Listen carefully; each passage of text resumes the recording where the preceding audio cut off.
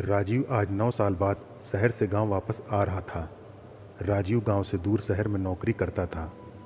जैसे ही राजीव के गांव के पास वाली बस स्टैंड पर बस रुकी, राजीव ने बस से उतरकर चारों तरफ देखा।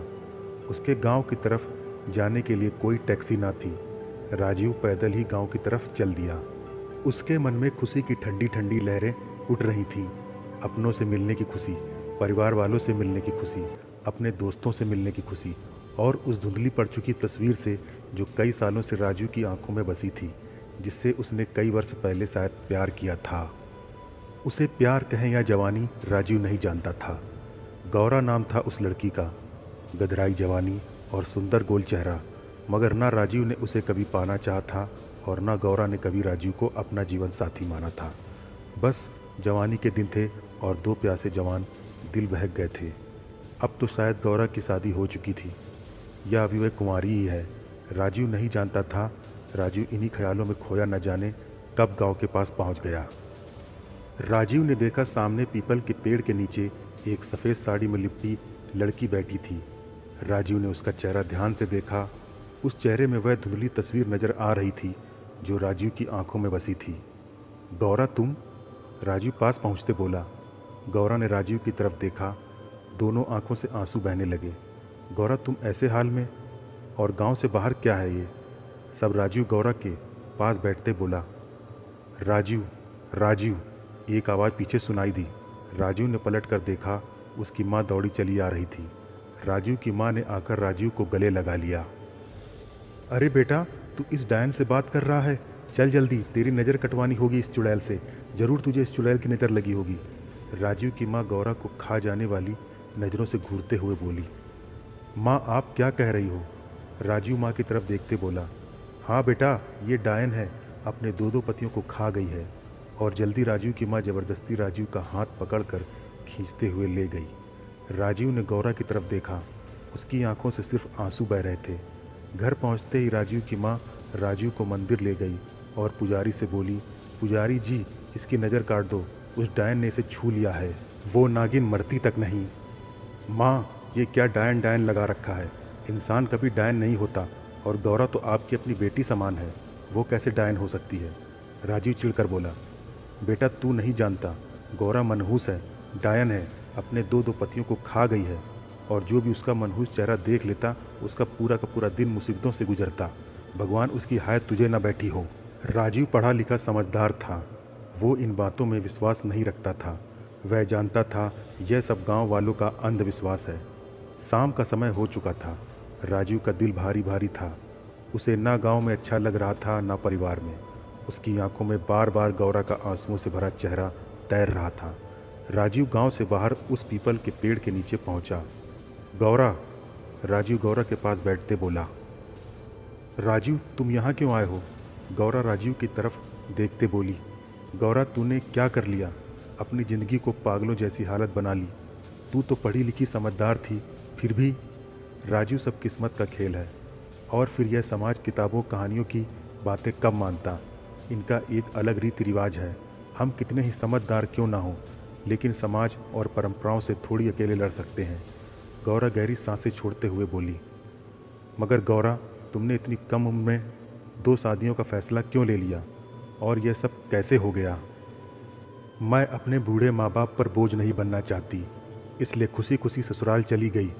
मगर राजीव, मेरे सारे सपने टूट कर बिखर चुके थे। फिर भी मैंने सोचा, एक विधवा की ज़िंदगी जीने से तो अच्छा है एक वृद्ध के साथ उम्र गुजार दूं। लेकिन राजीव, वो लड़का शराबी और दिल का मरीज था, और एक दिन वह मुझे अकेला छोड़कर इस दुनिया से चला गया। ससुराल वालों ने मुझे ना जाने क्या क्या कहा, मनहूस, चुड़ैल, डायन, और मुझ पर इतने सितम ढाए कि मुझे मायके जाने पर मजबूर कर दिया गया। मगर राजीव, मैंने यहाँ आकर देखा कि यहाँ भी सब कुछ बदल चुका था। गांव वाले भी मुझे मनहूस कहते थे, वह घृणा करते थे, वह गलत नज़रों से देखते थे। यहाँ तक कि मेरे अपने भी मुझे मनहूस मानते। इसलिए मैं सुबह से गांव से बाहर आ जाती और रात को अंधेरे में घर चली जाती, ताकि कोई मेरा मनहूस चेहरा ना देख सके। राजीव, मैंने कब शादी का फ़ैसला लिया? मैं तो पढ़ना चाहती थी, मगर यह परिवार वालों का फ़ैसला था। मगर एक समझदार होने के नाते मैंने उनके फ़ैसले को ठुकराया नहीं था।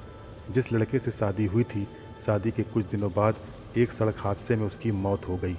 मैं विधवा हो गई और ससुराल से वापस मुझे गांव भगा दिया गया। इस घटना के कुछ दिनों बाद बाबा ने एक 50 साल के वृद्ध लड़के से मेरी शादी कर दी। अब तुम ही बताओ राजीव, यह सब में मेरा क्या कसूर है?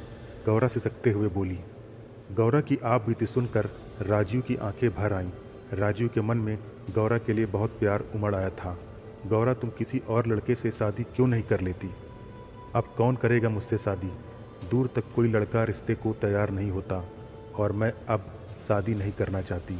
अब तो जितने भी जिंदगी के शेष दिन हैं ऐसे ही काट लूँगी। गौरा आंसू पोंछते हुए बोली।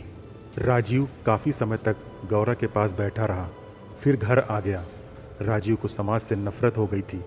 यह कैसा समाज है जो 22 साल की मासूम लड़की की 50 साल के बीमार युवक से शादी कर दी और अब उसे विधवा की ज़िंदगी जीने पर मजबूर कर दिया। अभी उसकी सारी उम्र शेष है, ऐसे रो रो कर कब तक जाएगी? जन्म मृत्यु तो भगवान के हाथ में है, इसमें बेचारी गौरा का क्या दोष? औरतों को देवी का रूप होती हैं, फिर वह मासूम मनहूस कैसे हो सकती है? यह हमारा समाज कैसी अंधविश्वास की परंपराओं में गिरा हुआ है। राजीव इन्हीं विचारों में खोया रहता है और आज 7 दिन बीत चुके थे। राजीव पुनः वापस शहर जा रहा था, मगर उसका दिल रो रहा था। उसके माता पिता उसे गांव के दूसरे रास्ते से बस स्टैंड लाए थे। वह नहीं चाहते थे कि उसका लड़का गौरा का मनहूस चेहरा देखे। राजीव बस स्टैंड पर बैठा था। माता पिता वापस गांव लौट चुके थे, मगर राजीव की आंखों में गौरा का चेहरा था और वह दर्द भरे शब्द बार बार कानों में गूंज रहे थे। राजीव वापस गांव की तरफ चल दिया और देखा गौरा घुटनों में सिर झुकाए बैठी थी।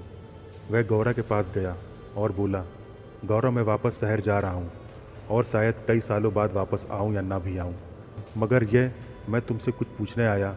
राजीव गौरा के सामने खड़ा होकर बोला। गौरा राजीव को सवालिया नज़र से देख रही थी। गौरा, क्या तुम मुझसे शादी करेगी? गौरा राजीव को आश्चर्य से देखे जा रही थी, पर आंखों में आंसू झलकने लगे।